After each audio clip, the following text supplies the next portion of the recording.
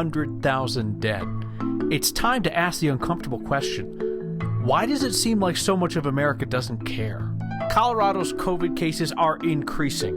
The wave of hospitalizations is not here yet and might not be coming because of who is getting sick. We have a plan to vote together, all of us on Next. I don't want to see your ballot. You can't see mine. We all make our own choices, but we're going to do it together this year. Quick, tell me what all these judges in Colorado have in common. All right, now tell me the second thing. Look closely. And my thoughts on how we can keep from tumbling through fall. This year more than most, we are going to miss it when it's gone. All that is next. When American lives are lost needlessly, suddenly, unjustly, that provokes a united response in this country, or at least it used to. And then 200,000 Americans died of COVID-19. Look at the numbers elsewhere in the world. These were not inevitable or excusable deaths. Yet 200,000 people lost, and this is not a nation or a state that is in mourning. Our Mark Salinger asks why. Today was a day we never wanted to come. Honoring the 200,000 American lives lost due to coronavirus. And yet, if you look around, it might not seem like 1,000 people a day have been dying from COVID-19. Sure, our lives look a little different. Some boarded up windows, masks, more patio furniture. But ask yourself this. When you go outside, does it really feel like we're a nation in mourning? The families that have lost loved ones to COVID are really the only ones that get this loss. The Lister family is a family still grieving. Cody was just 21 years old, a healthy guy who loved baseball.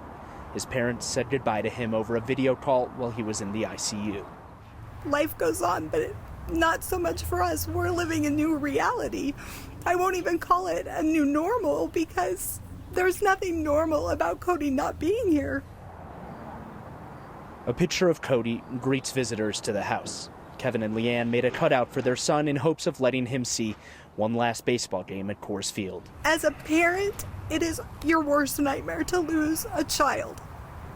We asked 9 News psychologist Dr. Matt Swattel why it doesn't really feel like our country is collectively grieving the lives lost.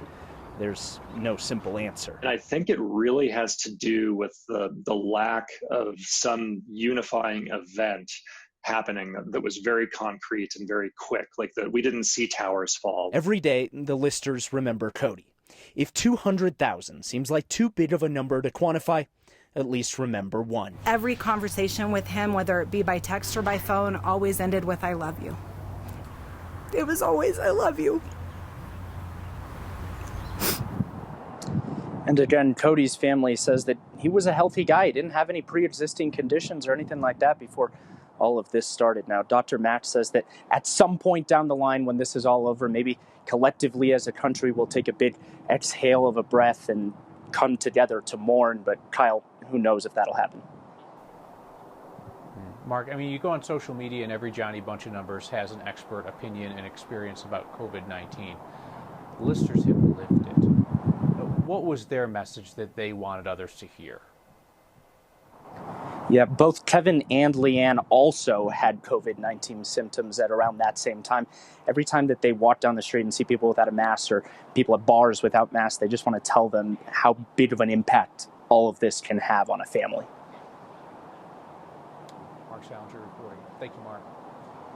State employees are going to soon feel the pain that so many Coloradans in the private sector already have, and so many government employees at other levels in Colorado. There are furloughs coming for state employees to balance the budget. About 23,000 plus state employees are going to have to take at least one furlough day. Make more, take more. Employees who make between $50,000 and $70,000 will have to take one furlough day. So that includes the average salary for a state worker, which is just under $60K at last check. Employees on the high end making more than $140,000, they will have to take 4 furlough days. Incidentally, that top tier does not include the governor, not because he's special, but because he doesn't make that much. governor's team, we should say, are not exempt from the furloughs. They'll take them. There are exemptions, though. Any state worker making under $50,000, anybody who's considered necessary to the pandemic response, anybody who's at work helping Coloradans find jobs is considered essential. No furloughs for them, along with everybody involved in public safety and road work. Colorado's public health experts are out today with a warning that we're seeing an especially rapid increase in COVID-19 cases among 18 to 25-year-olds. Now, it's easy to say, well, of course, because we've got widespread testing of college students now. But in reality, dig a little deeper, and the case numbers are up across the board in all age groups. One concern about what could be driving this is just simple pandemic fatigue. Public health experts worry that there are some people who are just sick of the hassle of masking up and keeping their distance. We're all tired. We all want to get through this. I think we're past the halfway point. We're not yet in the final sprint, but we're getting to the, we'll use a football metaphor, we're in the third quarter here. So now we tend to focus more on hospitalizations than raw case numbers because hospitalization screens out people with mild to moderate symptoms. That increase in cases has not yet turned into a hospitalization surge, which lags a week or two behind. And it might not ever materialize if this is, in fact, driven largely by younger people. 148 patients now. That's down 4 from yesterday, just above our 7-day average for hospitalizations. Our positivity rate ticking up could mean that there is an increasing amount of undetected cases out there. That's why this is such a useful measure for us. Yesterday, just over 3.5% of tests were coming back positive. Our 7-day average is now 3.2%. It was in the 2% range at the beginning of the month. Public health experts want it under 5%, so these are not alarming numbers, but watching them rise is just something we're going to keep an eye on. Colorado's high schools are getting the chance to play football this fall, and about 80% of them do want to play immediately rather than wait for the spring. 79%, or 218 schools total, are opting for fall football rather than a spring season. CHSA put out the new divisions they had to reconfigure for fall football, and a lot of it makes sense. And then you got Ponderosa High School and Palmer Ridge that are playing in the Western Slope division of 4A. Yeah, like the Ponderosa that's in Parker and Palmer Ridge, just north of Monument. Both those schools are going to have to travel more than 500 miles round trip in order to play their new opponents on the Western Slope. So we're going to do something a little different ahead of election year around here. Your ballot's going to arrive in the mail in 3 weeks' time, and it's thick. It's thick. We've talked about this. You got 11 statewide ballot issues, the Senate race, judges, plus all your local stuff. And we would hate for anybody to skip voting for lack of information or motivation. So how about this? We fill it out together, like night by night, race by race, issue by issue, here on Next.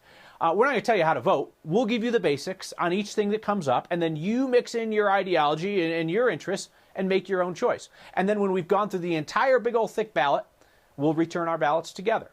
Our Marshall Zellinger is already scoping out the best and safest ways to do that. You will get your election ballot through the United States Postal Service. If that sounds precarious to you, it's the way it's been done in Colorado for all elections since November 2013. Because we've been doing it for so long, you know you don't have to put it back in the mail to return it if you don't want to. Next went through the election plans of each county in Colorado and counted how many options we have to return our ballots. Statewide, there will be 378 ballot drop boxes and 348 in-person polling centers. Denver and El Paso County have the most drop boxes, but every county has at least one, and every county could have had more. In June, I announced a program to fund up to 100 extra drop boxes completely. And I think from that grant, 42 extra drop boxes were added. That means 58 drop boxes were not claimed. Why not? There are some logistics that county clerks have to take into account, including the need to install security and chain of custody, go to the actual ballot drop boxes. But that's a question better suited for the clerks. As we showed you last month, for every drop box, you need 24-hour security, 2 election judges of opposing parties to collect the ballots, lock them up, sign off on the form, and then get them back to the clerk's office to be counted. Just because the state is offering a no cost to the county drop box doesn't mean it comes without some cost. Here's our promise to you. We'll make sure you know where you can go to return your ballot and when those places are open. I'm working with our web producer extraordinaire, Allie, to create an interactive map For you to see the closest ballot drop box or in-person voting center, it will also include the days and times those vote centers will be open. So we're giving you zero excuse to not return the ballot, Kyle. And Marshall, it goes without saying, you hear all of the attacks on the integrity of the voting system and on mail ballots and so on and so forth. And there are a bunch of Coloradans who are new to the system. Either they're newly energized about politics or they've just moved in. Our state system is the gold standard, set up by Democrats and Republicans years ago, and it is regularly audited. It works. It's worked ever since November 2013, which was the election that Senator Cory Gardner defeated then Senator Mark Udall. It's been going on that long. It has lived the life of one term, at least, of Senator Cory Gardner. All right. Marshall, thank you. Wait, summer's over? That was it? Today begins fall in a pandemic year. I have some thoughts on how we can make the most of it. They all walked the path that she blazed. And it was kind of like she was always this positive beacon in a bunch of fog. A subtle tribute spreads through Colorado's courtrooms. Next.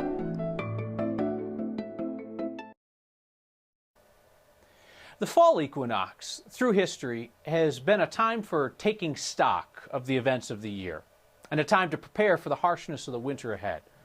So how to take stock of a year where the harshness already happened, and how to prepare for a winter when the pandemic will create such uncertainty.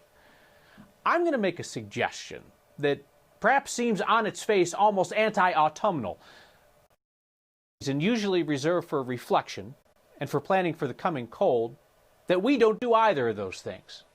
Let's not look back at the glow of the dumpster fire that's been 2020, and let's not preoccupy ourselves with what the pandemic winter is going to look like. Let's instead squeeze in every moment of sunshine, of outdoor dining, of sitting in the grass at the park or plopping down on a warm rock during a hike. Treat this fall as our second summer. Call it a reward for time served inside, shut away, not able to enjoy this year as we want it, because fall is going to be gone in an instant. You know, equinox to equinox. Winter is actually the shortest season, though it never seems to feel that way. Fall has always felt most fleeting. This year, I'm determined to make every day count.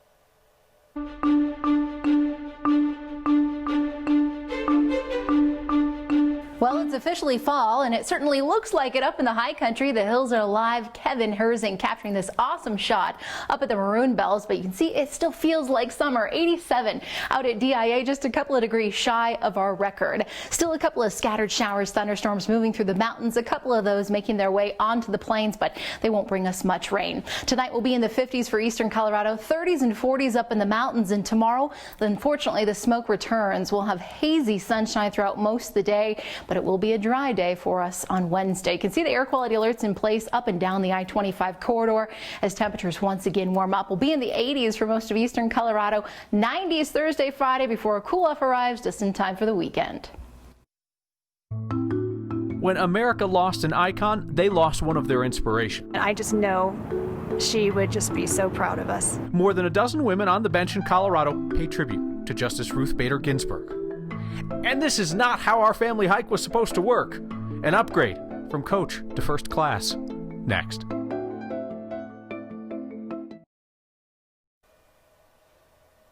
Supreme Court Justice Ruth Bader Ginsburg inspired a generation of women in the law, including a group of judges in Colorado who have found a way together to honor her life and her legacy. I first heard the news, my son texted me. My son is in law school. And he texted me just a short text like, OMG, RBG. It literally took my breath away. It took me a moment to sort of collect myself. I was very emotionally stricken by a deep sense of grief. And there's not a lawyer, a female lawyer especially, that hasn't been inspired by her and the life that she lived, principles that she stood by. We're honoring her this week in particular by wearing the collars that RBG wore. It's weighty to wear, not physically heavy, but it makes me very present to her legacy and what it means for me as a woman to be on the bench. She guided us. She is a guide her life is an inspiration and gives us guidance on how to deal with sexism, how to deal with injustices and how to address those, and also how to inspire other people to join us in this fight for justice and for equality. Her work as an attorney certainly inspired me when I was in law school, and then her appointment to the Supreme Court of the United States made me realize at a very young age that I could, as a girl and as a young woman, do anything that I wanted to do.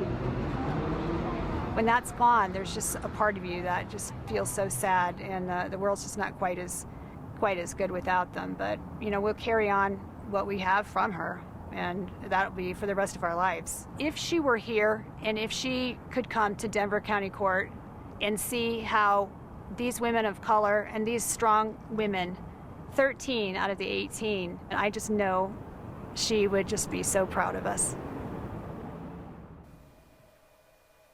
A remembrance of RBG through the lens of our photojournalist, Foster Gaines. We return with the most Colorado thing we saw today that also doubles as a confession about how my family really operates. That and your feedback next. The most Colorado thing we saw today was what happened when a family hike does not turn out as planned. There was this guy spotted on a trail in Summit County over the weekend wearing a completely empty child carrier on his back while carrying a sleeping toddler in his arms. The guy was me. This is what happens when your 2-year-old decides that she does not want to hike in the carrier. She wants to hike with her feet. I mean, she got after it too. I mean, for about 1.5 miles, which is pretty good for a 2-year-old. Refused to get in the carrier the whole time. Finally allowed me to pick her up, where she immediately fell asleep in my arms. And the rest of the hike was a team carry. Great core exercise, by the way. Hiking with a sleeping child in your arms, you duck the branches and you step along the rocks and such while trying not to wake the kid. To that end, I appreciate that all of the folks that we saw out there suppressed their laughter and just smiled at us, because that kid was still napping at the end of the hike. Joe writes in about this picture, which we shared on social media earlier. I remember those days. Joe says, my son is a firefighter now, so if anyone is carrying anyone, he is going to carry me. Matt notes about the empty carrier behind me that the case of beer could go in there. Matt, beer and hiking do not mix for me, lest someone should have to hoist my keister out of a crevasse after an IPA-addled misstep. So no, we're not going to do that. On the idea of going through our ballots together night by night, discussing the issues and then allowing you to make your choice about that, one of our anonymous anger bunnies on the internet writes, next in Denver, telling people they will help them fill out their ballots while watching the show. Coaching should be illegal. It's not coaching, it's voter information. It's real simple. We're going to tell you about the issue, we're going to tell you the pros and cons, and then you can make your choice. Let's get after it. See you next time.